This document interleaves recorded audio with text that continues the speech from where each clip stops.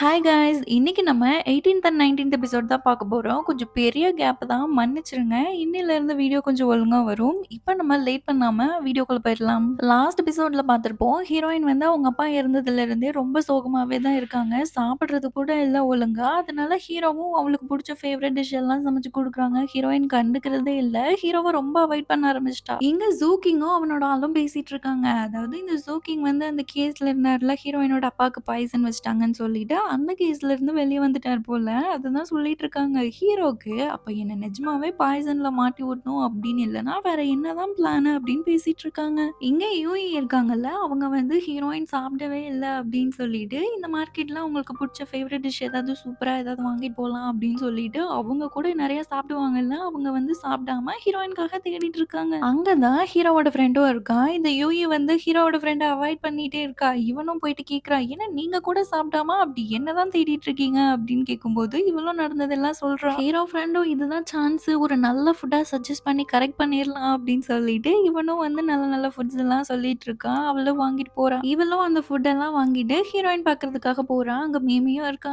Heroine வந்து ரொம்ப dull ஆயிட்டே போறாங்க. இவங்க 2 பேரும் சொல்லிட்டு இருக்காங்க, "சாப்பிடுங்க" அப்படின்னு. ஹீரோயின் சொல்றா, "எனக்கு பசிக்கவே மாட்டேங்குது. பசிக்கணும்னு ஆசையே இல்ல." இதெல்லாம் கேட்டு ஹீரோயினோட ஃப்ரெண்ட் மீமிக்கு ரொம்பவே கஷ்டமா இருக்கு. அப்ப யூஇ சொல்லிட்டு இருக்கா, "நான் சின்ன வயசுல இருக்கும்போது சாப்பிடுறதுக்கு கொஞ்சம் கூட ஃபுட் இருக்காது. குளிரு, வீடெல்லாம் கிடையாது. குளிர்ல நடுங்கிட்டே இருப்பேன். அது மட்டும் இல்லாம அன்பு, பாசம் அப்டின்னா என்னன்னு கூட தெரியாது. இங்க வந்ததுக்கு அப்புறமா தான் நீங்க, ஹீரோ இவங்கலாம் காட்டுற அன்புல தான் வந்து எனக்கு இப்டிதான் இருக்கும் உலகம் அப்டின்னே தெரிஞ்சது. நீங்க இப்டி இருக்கிறத என்னால பார்க்கவே முடியல" அப்டின்னு சொல்லிட்டு இருக்கா. மீமியா சொல்றா, "இங்க பாரு எவ்ளோ நாள் ஆனாலும் சரி, உனக்கு எவ்வளோதான் கஷ்டமா இருந்தாலும் சரி, நாங்க கூட இருப்போம்ல. அதுக்கு ஏன் நீ ஃபீல் பண்ற? சாப்பிடு" அப்படின்னு சொன்னதுனால ஹீரோயினும் அதுக்கப்புறம் சாப்பிட ஆரம்பிக்கிறான். அங்க கட் பண்ணா, இங்க ஹீரோவோட ஃப்ரெண்ட்ஸ் 2 பேரும் உட்காந்து ஏதோ பொண்ணுங்க ஃபோட்டோஸ் எல்லாம் பார்த்துட்டு இருக்காங்க. என்னன்னா, இவனுக்கு வந்து கல்யாணம் பண்றதுக்காக இதுல எது நல்லா இருக்குன்னு பாரு மச்சான். உனக்கு என்ன புடிச்சிருக்கோ அவங்க கிட்ட நம்ம போய் பேசுவோம் அப்படின்னு சொல்லி பார்த்துட்டு இருக்கானுங்க.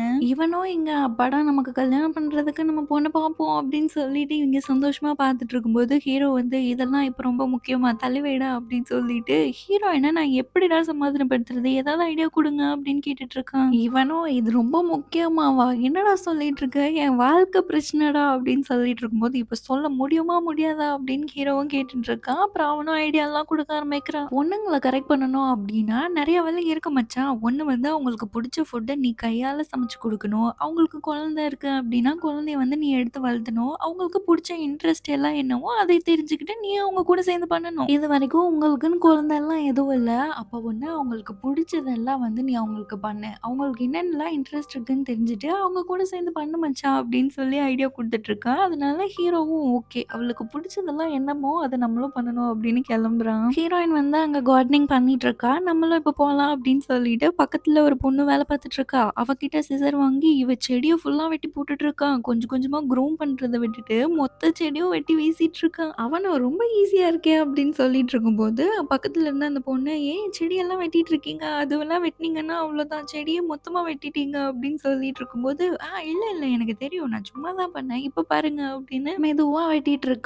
அப்போ வந்து ஹீரோ சொல்லிட்டு இருக்கா, "சண்டை போடுறத விட இது ரொம்ப கஷ்டமா இருக்கே" அப்படின்னு சொல்லிட்டு இருக்கப்போ, ஹீரோயின் "அதுக்கெல்லாம் பொறுமை வேணும். உங்களுக்கெல்லாம் அது சரிப்பட்டு வராது" அப்படின்னு சொன்னதுலருந்து ஹீரோ அப்படியே கிளம்பிடுறான். "இந்த பிளான்லாம் சரிப்பட்டு வராது" அப்படின்னு சொல்லிட்டு, ஒரு கை நெறையா வந்து காசெல்லாம் எடுத்துட்டு போயிட்டு, ஹீரோயினோட கசின் மிமி இருக்கால்ல, அவகிட்ட குடுத்துட்டு இருக்கா. "உன்னால மட்டும் தான் ஹீரோயின சந்தோஷமா வச்சுக்க முடியும். அதனால ஏதாவது பண்ணி அவளுக்கு புடிச்சதெல்லாம் வாங்கி குடுத்து, நீ இன்னைக்கு அவள ஜாலியா சந்தோஷமா வச்சுக்கோ" அப்படின்னு சொல்லிட்டு இருக்கான். அவளும் "கண்டிப்பா என்னோட கசின் ஹீரோயின். அவள நான் நல்லா பார்த்துக்குவேன்" அப்படின்னு சொல்லிட்டு இருக்கும்போதே, ஹீரோயின் வந்துடுறா. "இந்த விஷயம் அவளுக்கு தெரியாம பார்த்துக்கோ" அப்படின்னு சொல்லிட்டு, இவனுங்க 2 பேரும் போய் ஒளிஞ்சுகிட்டே பார்த்துட்டு இருக்காங்க. அங்க ஹீரோயின், யூஇ, மிமி எல்லாம் பேசிட்டு இருக்காங்க. அப்போ ஹீரோயின் கேட்டுட்டு இருக்கா, "ஆமா இந்த யூஇயோட சம்பளம்லாம் எங்க போகுது? நீ நெறைய செலவு பண்ணியே நான் பார்த்தது இல்லையே" அப்படிங்கும்போது அவ சொல்லிட்டு இருக்கா, "எனக்கு ரோஸ்டட் சிக்கன்னா ரொம்ப பிடிக்கும். அதனால எல்லாம் அதுல செலவு பண்ணிட்டேன்" அப்படின்னு சொல்லிட்டு இருக்கா. ஹீரோயினும் "நான் சும்மா தான் சொன்னேன். இந்தா கொஞ்சம் அமௌண்ட் வச்சுக்கோ. உனக்கு புடிச்சத போய் வாங்கி சாப்பிடு" அப்படின்னு சொன்னதும் அவளும் ஜாலியா கிளம்பிடுறா. கூடவே ஹீரோ ஃப்ரெண்டும் போயிடுறான். இங்க யூஇ வந்து அந்த ரோஸ்டட் சிக்கன் வாங்குறதுக்கு லைன்ல நின்னுட்டு இருக்கா. அவளுக்கு பின்னாடி தான் ஹீரோவோட ஃப்ரெண்டும் நின்னுட்டு இருக்கான். கரெக்ட்டா ஹீரோவோட ஃப்ரெண்ட் டர்ன் வரும்போது சிக்கன் முடிஞ்சிருச்சு அப்படின்னு சொல்லிடுறாங்க. இவளும் மனசே இல்லாம "நேத்து நீங்க வாங்கி குடுத்தீங்கல்ல, அதுக்கு நீங்க வச்சுக்கோங்க" அப்படின்னு சொல்லிட்டு ஒரு பீஸ் மட்டும் குடுக்குறா. அவ அங்க சாப்பிட்டுட்டு இருக்கும்போது சொல்லிட்டு இருக்கா, "இது நல்லாருக்கு. ஆனா ஹீரோ பண்ணி குடுத்தது தான் நல்லாருக்கு. சூப்பரா இருக்கும்" அப்படின்னு சொல்லிட்டு இருக்கும்போது, "ஹீரோ உனக்கு சமைச்சு குடுத்துருக்காரா?" அப்படிங்கும்போது, "ஆமா, நான் வந்து அவரோட கான்குபைன்ல எனக்கு சமைச்சு குடுத்துருக்காரு" இருக்காரு அப்படின்னு சொல்லும்போது இவனுக்கு மனசே உடைஞ்சு போயிருது. அதுக்கப்புறம் அவளும் அங்கேருந்து கிளம்பிடுறா. இவனுக்கு வந்து இதுவரைக்குமே தெரியாது. இவன் தான் ஹீரோயினோட கான்குபைனே அப்படின்னு. இவனுக்கு ரொம்ப கஷ்டமா இருக்கு. அதுக்கப்புறம் இங்க ஹீரோயினும் மிமியும் ஷாப்பிங் போயிருக்காங்க. அப்போ ஒரு கடையில எல்லாமே டிஃபரெண்ட் டிஃபரெண்ட்டா வச்சிருக்காங்க. ஹீரோயினும் பார்த்துட்டு இதெல்லாம் இங்க இருக்க மாரி தெரியலையே! நம்ம நாட்ல இதெல்லாம் கிடைக்கிறது கஷ்டமே அப்படிங்கும்போது, அவனும் சொல்றான் அதெல்லாம் ட்ரேடு சீக்ரெட்டு அப்படின்னு. இந்த பொருள் எல்லாமே சூப்பரா இருக்கு. நானே வாங்கிக்கிறேன். இது எங்கேருந்து வந்துச்சுன்னு மட்டும் சொன்னீங்க அப்படின்னா, அதுக்கப்புறம்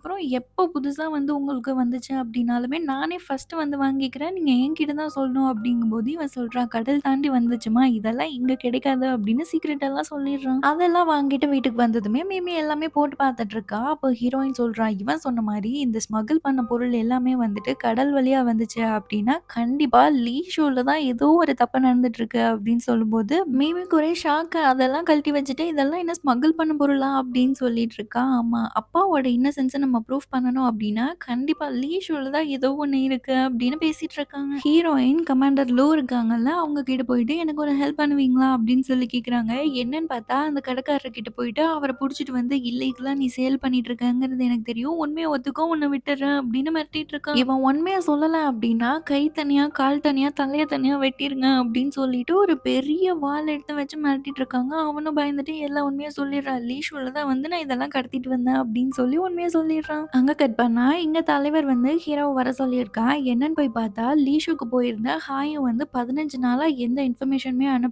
அவனுக்கு என்னாச்சுன்னே தெரியல அப்படின்னு சொல்லிட்டு அவங்க அக்கா ரொம்ப ஃபீல் பண்ணிட்டு இருக்காங்க. அவங்க அக்கா வேற யாருமே இல்ல. தலைவரோட ஒய்ஃப் தானே. அதனால தலைவர் ஹீரோவ கூப்பிட்டு எப்படியாவது அவன கண்டுபிடிச்சு கூப்பிட்டு வா அப்படின்னு சொல்றதுனால, ஹீரோவும் வேற வழி இல்ல. அவனோட ஃப்ரெண்டு அதுக்காக நான் போறேன். நான் போய் கண்டிப்பா அங்க இருக்கிறது எல்லாத்தையுமே வெளி கொண்டு வந்துட்டு அவனையும் பத்திரமா கூட்டு வருவேன் அப்படின்னு சொல்றான். ஹீரோ வீட்டுக்கு வந்ததும் ஹீரோயின் கிட்ட பேசலாம் அப்படின்னு ட்ரை பண்றான். ஆனா ஹீரோயின் வந்து அவாய்ட் பண்ணிட்டே போயிட்டு இருக்கா. அப்போ அவ சொல்றான் இந்த மாதிரி ஹாயோ கண்டுபிடிக்கிறதுக்காக நான் லீஷுக்கு போறேன். நீங்களும் என் கூட வரீங்களா? அப்படிங்கும்போது ஹீரோயினுக்கும் அதானே வேணும். லீஷுக்கு போனா தான் அவங்க அப்பாவோட இன்னசென்ஸ ப்ரூஃப் பண்ண முடியும் அப்படிங்கிறதுனால அவளும் நான் வரேன்னு சொல்லிடுறா. ஹீரோவுக்கு ரொம்ப சந்தோஷம். இங்க ஹீரோ ஒரு 10 வண்டி ரெடி பண்ணி வச்சிருக்கான். ஹீரோ, ஹீரோயின் போறதுக்கு ஒரு வண்டி, சாப்பிடுறதுக்கு ஒரு வண்டி, ட்ரெஸ் வைக்கிறதுக்கு ஒரு வண்டி, அங்க போனதுக்கு அப்புறமா ட்ரெஸ் எல்லாம் வாங்குறதுக்கு, நெறைய திங்ஸ் வாங்குறதுக்கு, தூங்குறதுக்கு அப்படின்னு நெறைய வண்டி ரெடி பண்ணி வச்சிருக்கான். அதெல்லாம் ஒரு லிஸ்ட் போட்டு கூட வச்சிருக்கான். தேடக்கூடாது எது எது எங்க இருக்கு அப்படின்னு சொல்லிட்டு, நீங்க இதெல்லாம் கரெக்ட்டா இருக்கான்னு பாருங்க அப்படின்னு கொண்டு போயிட்டு ஒருத்தன் நீட்டுறான்.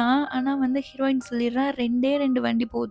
ஒரு வண்டியில நானு, இன்னொரு வண்டியில ஹீரோ அப்படின்னு சொல்லிட்டு மத்தது எல்லாத்தையும் ரிஜெக்ட் பண்ண சொல்லிடுறான். ஹீரோவுக்கு வந்து ரொம்ப கஷ்டமா தான் இருக்கு. இருந்தாலும் வேற என்ன பண்ண முடியும்? சரி ஓகே 2டே 2 கார்ட் மட்டும் ரெடி பண்ணுங்க அப்படின்னு சொல்லிட்டு, அவனோட ஆள்கிட்ட சொல்றான்.